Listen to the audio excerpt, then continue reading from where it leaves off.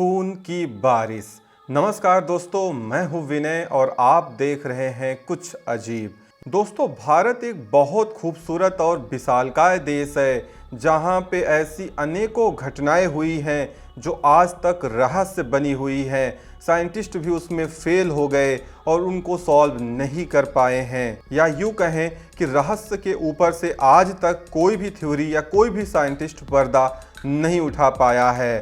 भले ही दोस्तों हम कितने एडवांस क्यों ना हो गए हों, बट अभी भी हम लोग कुछ चीज़ों को हल नहीं कर पाए हैं। तो चलिए आपको दिखाते हैं इंडिया की फर्स्ट अनसॉल्व मिस्ट्री दोस्तों, जो कि इतिहास में दर्ज है और आज तक इसका जवाब किसी के पास नहीं है और कोई भी साइंटिस्ट इसको हल नहीं कर पाया है। The red rain of Kerala, शायद आपने नाम तो सुना होगा दोस्तों। दुनिया की सबसे बड़ी घटनाओं में से एक है जिसको आज तक कोई भी नहीं सॉल्व कर पाया है। जी हाँ, दिन था 5 जुलाई 2001 का और समय था दोपहर का दोस्तों। अचानक बिजली का गरजना शुरू हुआ और फिर जो हुआ दोस्तों वो कुछ अलग ही था। ये घटना है केरल की, जहाँ पे खून की बारिश हुई।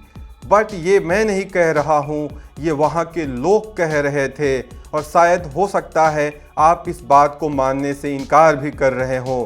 बट अभी आप पूरी वीडियो देखें और ध्यान से समझिए कि क्या फैक्ट साइंटिस्ट ने सामने रखे हैं। तो चलिए पहले साइंटिफिक या फिर यूं कहें रियलिस्टिक बात कर लेते हैं। उस दिन जो बारिश हुई उसका कलर लाल था दोस्तों, और बहुत सारी रिपोर्ट्स में ये दावा किया गया कि उनमें से कुछ बूंदों का कलर पीला, हरा और ब्लैक भी था। ऐसा रिपोर्ट में दावा किया गया है। पहले पहले साइंटिस्टों को ये लगा कि ये कोई खास घटना नहीं है, ये बस कुछ डस्ट पार्टिकल हैं, बारिश में मिल गए होंगे। लेकिन जब साइंटिस्ट उस रेन सैंपल को लैब में टेस्ट करने के लिए ले गए दोस्तों और उसको इलेक्ट्रॉन माइक्रोस्कोप के हेल्प से टेस्ट किया गया, और उसके बाद तो साइंटिस्ट भी भौचक्के रह गए, क्योंकि उन्होंने पाया कि ये कोई डस्ट पार्टिकल नहीं था, बल्कि ये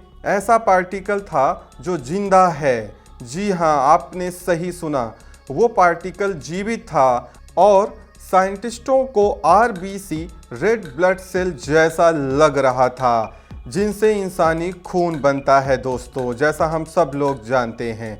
ये बिल्कुल सेल जैसा दिख रहा था। अब साइंटिस्ट को ये पता करना था कि क्या इस सेल के अंदर कोई लाइफ मौजूद है या नहीं।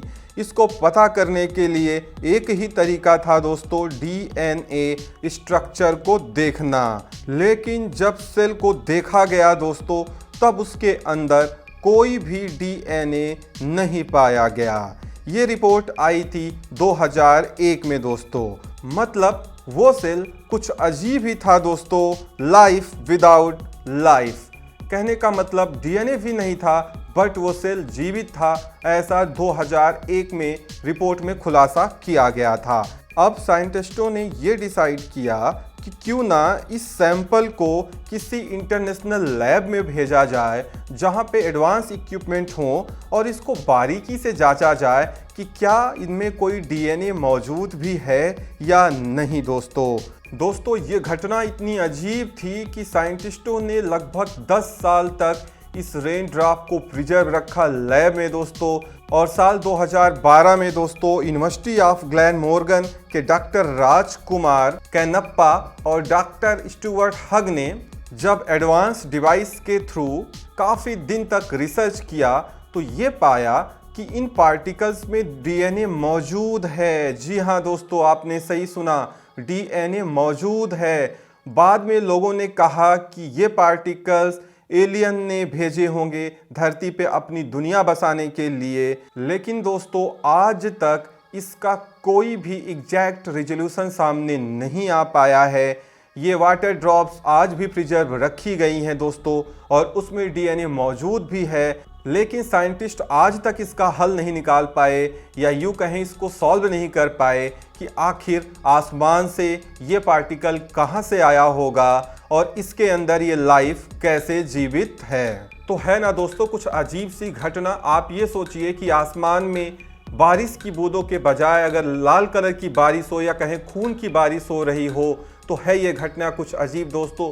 इस घटना के बाद दोस्तों केरल के लोगों का दिल दहल गया था, क्योंकि वो जब बारिश हो रही थी तो पूरी जमीन वहां की लाल हो गई थी, मीन्स रेड कलर की हो गई थी। तो आज भी साइंस दोस्तों रिसर्च कर रहा है इस घटना को, लेकिन अभी तक ये मिस्ट्री अनसॉल्व भी है। तो इस वीडियो में इतना ही दोस्तों। उम्मीद करता हूँ वीडियो पसंद आई होगी, तो फिर एक लाइक शेयर सब्सक्राइब तो बनता ही है, और कमेंट करके बताना कि वीडियो कैसी लगी आपको।